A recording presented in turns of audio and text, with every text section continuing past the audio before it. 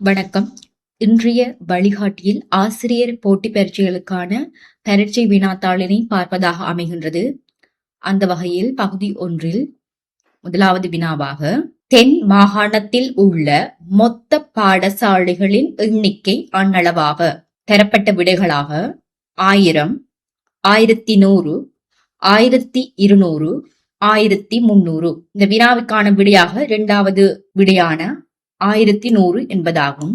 அடுத்த வினா, குறித்த ஒரு பாடசாலையில் மொத்த மாணவர்களின் எண்ணிக்கை 1200 ஆகும். அங்கு தரம் 1 தொடக்கம் தரம் 13 வரையிலான வகுப்புகள் நடைபெறுகின்றன. உயர் தரத்தில் கலை மற்றும் வணிக பாடத்துறைகளும் உள்ளன. அந்த பாடசாலை எந்த வகைகளுக்கு உட்படும்? தரப்பட்ட விடைகளாக 1A, 1AB, 1C, டைப் 2. இந்த வினா முதலும் வழிகாட்டியில் இது தொடர்பான வினாக்களை பார்த்திருக்கிறோம். இதற்கான விடையாக 1C என்பதாகும். டைப் 2 என்பது 1 தொடக்கம் O-level வரையுள்ள வகுப்புகளை உள்ளடக்கிய பாடசாலையாக காணப்படுகின்றது. 1AB என்பது உயர்தரத்தில், அதாவது A-levelல் பயோ மற்றும் மேத்ஸ் பாடப்பிரிவுகளை உள்ளடக்கிய வகுப்புகளை கொண்டதாக காணப்படுகின்றது. அடுத்த வினா, மாகாண சபை பாடசாலைகள் என்ற பெயரில் வகைப்படுத்தல்கள் கீழே குறிப்பிட்டுள்ள எந்த வருடத்தில் செய்யப்பட்ட அரசியலமைப்பு மறுசீரமைப்பின் மூலம் ஏற்பட்டது? 1972, 1978, 1988, 2006. இதற்கான விடையாக 1988 ஆகும். இலங்கையில் 1987 ஆண்டு கொண்டுவரப்பட்ட 13வது அரசியலமைப்பு திருத்தத்தின் மூலமே மாகாண சபைகள் உருவாக்கப்பட்டன. இதனைத் தொடர்ந்து 1988 ஆண்டு மாகாண சபைகள் நடைமுறைக்கு வந்தபோது பாடசாலைகள் தேசிய பாடசாலை மற்றும் மாகாண பாடசாலை என 2 பிரிவுகளாக வகைப்படுத்தப்பட்டதாக காணப்படுகின்றது. அடுத்த வினா, மாகாண சபை ஒன்றில் ஜனாதிபதியினது பிரதிநிதியாக நிறைவேற்று அலுவலகர். இதற்கான விடைகளாக முதல் அமைச்சர், பிரதம செயலாளர், முதலமைச்சரது செயலாளர், மாகாண ஆளுநர். இதற்கான விடை மாகாண ஆளுநர் என்பதாகும். இலங்கையின் மாகாண நிர்வாக அமைப்பின்படி ஒவ்வொரு மாகாணத்திற்கும் ஒரு ஆளுநர் ஜனாதிபதியினால் நியமிக்கப்படுகிறார். இவர் அந்த மாகாணத்தில் ஜனாதிபதியின் நேரடி பிரதிநிதியாக செயற்படுவதுடன் மாகாணத்தின் நிறைவேற்று அதிகாரத்தை கொண்டவராகவும் காணப்படுகின்றார். அடுத்த வினா, மாகாண சபைக்குரிய பாடசாலை ஒன்று தேசிய பாடசாலை ஒன்றாக தரம் உயர்த்தப்படுவது. இதற்கான விடைகளாக மாகாணத்தின் முதலமைச்சரினால் ஆகும், மாகாணத்தின் கல்வி அமைச்சரினால் ஆகும், மாகாணத்தின் ஆளுநரால் ஆகும், மத்திய கல்வி அமைச்சினது கல்வி அமைச்சரினால் ஆகும். இதற்கான விடை மத்திய அமைச்சினது கல்வி அமைச்சரினால் ஆகும். ஒரு மாகாண பாடசாலையை தேசிய பாடசாலையாக தரமுயர்த்துவது என்பது அதன் நிர்வாகத்தை மாகாண சபையிடமிருந்து மத்திய அரசாங்கத்திற்கு மாற்றுவதாகும். இத்தகைய கொள்கை ரீதியாக முடிவெடுப்பதற்கும் ஒரு பாடசாலையை தேசிய மட்டத்திற்கு உயர்த்துவதற்கும் மத்திய கல்வி அமைச்சிற்கே அதிகாரம் உள்ளதாக காணப்படுகின்றது. இதற்கான தகுதியாக மாணவர் எண்ணிக்கை, வசதிகள், பெறுபேறுகள் என்பதை கொண்டதாக அமைந்து காணப்படுகின்றது.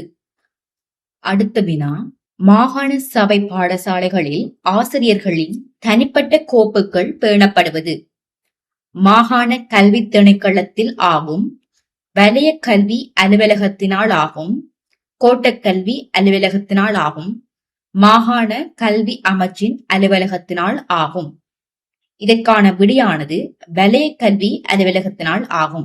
இலங்கையின் கல்வி நிர்வாக கட்டமைப்பின்படி பாடசாலை மட்டத்தில் கடமையாற்றும் ஆசிரியர்களின் நிர்வாக ரீதியான செயற்பாடுகள், விடுமுறை மற்றும் அனுமதிகள், அவர்களது சேவை தொடர்பான தனிப்பட்ட கோப்புகள் பொதுவாக அந்த பாடசாலை அமைந்துள்ள வலய கல்வி அலுவலகத்திலேயே பராமரிக்கப்படுவதாக காணப்படுகின்றது. அடுத்த வினா, வலயம் ஒன்றில் அமைந்துள்ள ஆசிரியர் மத்திய நிலையத்தின் தலைவராக நியமிக்கப்பட வேண்டியவர். ஆசிரியர் கல்வியலாளர் சேவையின் அலுவலர் ஒருவர், இலங்கை கல்வி நிர்வாக சேவையின் அலுவலர் ஒருவர், இலங்கை அதிபர் சேவையின் அலுவலர் ஒருவர், ஆசிரியர் ஆலோசகர் ஒருவர். இதற்கான விடை பொறுப்பை கொண்டிருப்பவர்களாக காணப்படுகின்றன. அடுத்த வினா, பிள்ளை ஒருவரை பாடசாலைக்கு சேர்க்கும் போது அவசியமான ஆவணம் ஒன்றாக அமைவது.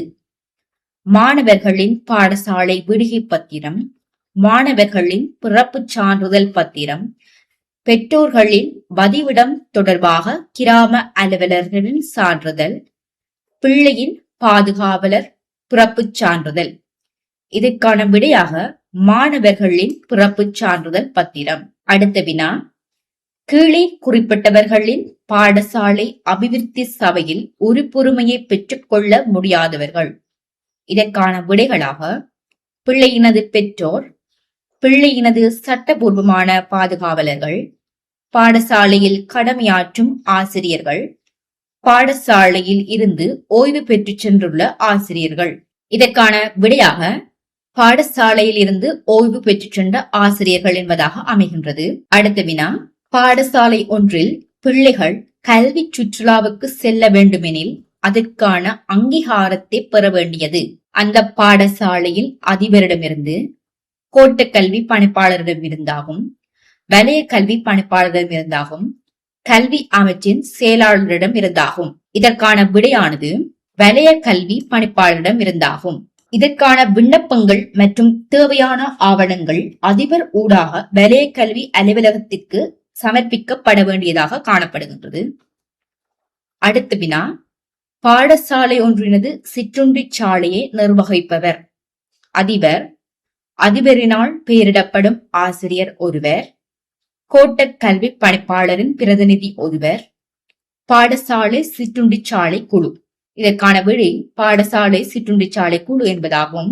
இக்குழுவில் அதிபர், ஆசிரியர், பெற்றோர் பிரதிநிதிகள் மற்றும் மாணவ தலைவர்கள் உள்ளடங்குவதாக காணப்படுகின்றது. அடுத்த வினா, பாடசாலை ஒன்றில் மாணவர்களினது வைத்திய பரிசோதனை நடாத்தப்படுவது.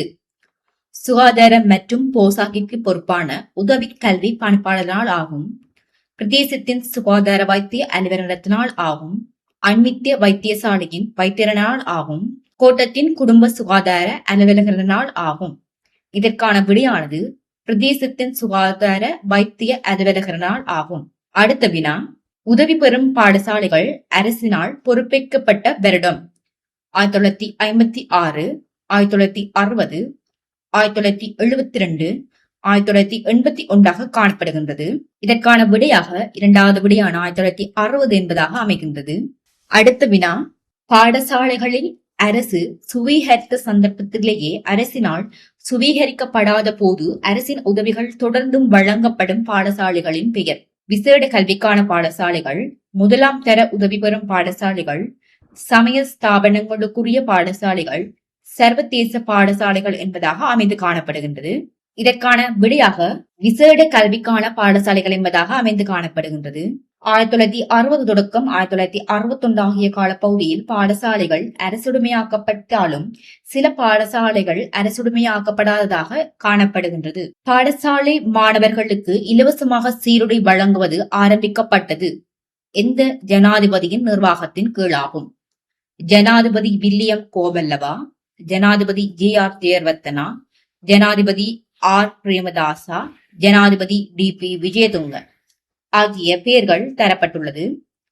இதற்கான சரியான விடையானது ஜனாதிபதி R பிரேமதாசாவினுடைய காலத்திலாகும். இத்திட்டமானது 1993 ஆண்டு கொண்டுவரப்பட்டதாக காணப்படுகின்றது. அடுத்த வினா, கீழே குறிப்பிடப்பட்டுள்ள அறிஞர்களும் பாடசாலை பரிசோதகராக கடமையாற்றியவராக இருப்பவர் யார்? மார்ட்டின் விக்ரமசிங்க, முனிதாச குமாரதுங்க, பியதாச சிறிசேன, அரசன் அகபுது ஆகிய பெயர்கள் தரப்பட்டுள்ளது. இதற்கான சரியான விடையாக இரண்டாவது விடையான முனிதாச குமாரதுங்க என்பதாக காணப்படுகின்றது. இவர் ஒரு புகழ்பெற்ற ஈழத்து மற்றும் சிங்கள மொழி அறிஞராக காணப்படுகின்றார்.